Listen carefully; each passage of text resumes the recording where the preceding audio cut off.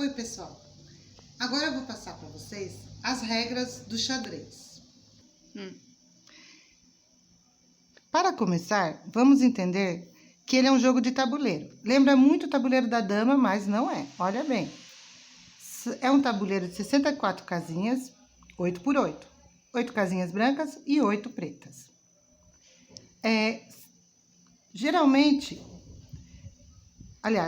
Sempre a gente começa com as pecinhas brancas. E do lado direito tem que estar a casinha branca também, ok? Representa uma guerra. Lembre-se daquela série Game of Thrones? Olha que interessante.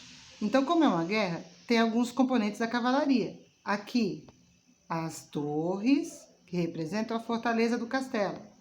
Os cavalos, que representam a cavalaria. Os bispos, que representam o poder da igreja na Idade Média. Aqui nós temos o rei e a rainha. A rainha, ela ganhou essa posição na Idade Média, mas antigamente ela era chamada de o grão-vizir, porque ela é muito poderosa, seria como o primeiro-ministro, certo? De todas as pecinhas, tirando o rei, a rainha é a mais poderosa. Por que eu falei tirando o rei? Porque você pode perder todas as suas pecinhas, mas não pode perder o rei, porque se você perder o rei, daí você realmente perdeu o jogo, certo? Então, eu vou explicar agora qual é o movimento de cada peça. Então, por exemplo, o peão. O peão, ele sempre caminha para frente, certo? Aliás, eu esqueci de falar, mas o peão, ele representa os soldadinhos, né? Aqueles que estão na linha da frente são os primeiros a morrer. Coitados, né? Então, o peão, ele sempre caminha para frente. De um em um. Cada vez de uma vez. Porém, somente na primeira vez que vai jogar, ele pode caminhar duas casinhas para frente. E sempre começamos com as brancas, certo? Então, se você quer jogar uma vez com a branca, vocês devem decidir com o seu parceiro, através de algum método que vocês quiserem, como par ou ímpar. Mas sempre a casinha branca, os jogos brancos que começam. Então, vamos dizer que eu não vou começar por aqui, que eu vou já expor o meu rei. Então, eu vou começar por aqui, certo? Ok? Aí, o adversário também começou, ok? Ele poderia ter deixado uma só, pode ser também. Vamos ver agora outra pecinha, que é bem interessante. O cavalo caminha em L, ó. Ele vai vir ou aqui, ó, formando um L, ou aqui. Porque, na verdade, a regra é que ele não pode jamais ir numa casinha que ele está próximo, certo? Então, vamos imaginar aqui, o cavalo está aqui e tem um peãozinho inimigo do outro lado. Ele pode capturar esse inimigo, ó, certo? Ou ele está aqui e esse peãozinho está aqui, ele também pode capturar, ó, mas é em L. Vocês têm que imaginar o L aqui, certo? Muito bem. Aqui, o bispo, ele caminha na diagonal. Vou tirar as pecinhas para vocês verem, porque ele não pode ter nenhuma pecinha na frente dele. Ele vai caminhar aqui, né? O bispo branco só caminha nas casas brancas. E o bispo preto só caminha nas casas pretas. Como eles capturam?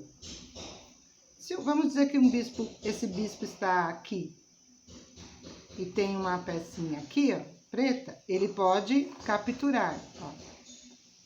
Então, ó, não confunda com a dama passa por cima. O bispo não, ele vem e captura, ele pega a peça e fica no lugar daquela peça. Né? Essa é a diferença do xadrez com a dama. Vamos agora para a rainha. A rainha é a peça mais poderosa, lembra que eu falei? Porque ela caminha em todas as direções, ela caminha em linha reta e na diagonal. Linha reta e diagonal. E pode pular também, ó. Então, ela tá aqui, tem uma pecinha aqui inimiga, ó. Ela vai lá e pega. Qualquer peça, viu, gente? Mas também pode ser na diagonal. Se esse peão não sair daqui, ó, ela vai lá e pega ele, certo? Por isso, nós dizemos que ela é muito poderosa e ela sempre fica ao lado do rei, na verdade, protegendo o rei, né? E, por fim, temos o rei. O rei, assim como a rainha, também caminha em todas as direções. Porém, ele não pode pular casas. Ele só vai de um em um. Então, se tiver um peãozinho aqui, ele vai capturar. Ok? Capturou. E agora, vamos imaginar aqui, se fosse um bispo, ele também pode capturar o bispo. Do mesmo jeito que o bispo está ameaçando o rei, porém, se for a vez do rei, o rei é que vai capturar o bispo, né? Entenderam? Agora, voltando aqui, vamos voltar ao peão.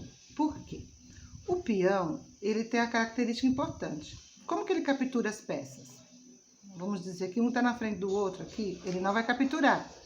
Ele vai capturar na diagonal, certo? Se esse peãozinho estiver aqui, ele vem e captura, ok? Ó, interessante, né? E outra característica do peão que é muito importante, que é bem interessante, é que ele não é um soldadinho na guerra, porém, quando ele consegue chegar lá, do outro lado, que seria praticamente comparando com o castelo, ele recebe uma promoção. Se ele conseguir chegar lá, certo, gente? Como que ele conseguiria chegar? Talvez passando desapercebido, né, entre tantas jogadas. Vamos dizer que ele chegou lá, ele está ameaçando o rei. E além de tudo, você pode trocar ele por qualquer peça que você quiser, que você perdeu.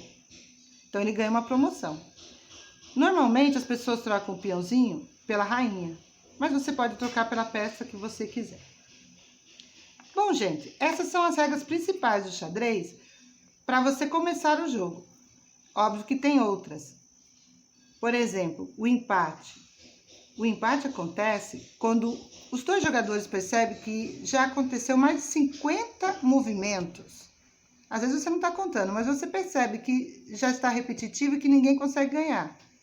Nesse caso, pode ser declarado empate. E o jogo termina quando alguém declara checkmate. Então, vamos representar aqui bem simples, um checkmate bem simples aqui, ó. Eu cheguei aqui com o meu bispo.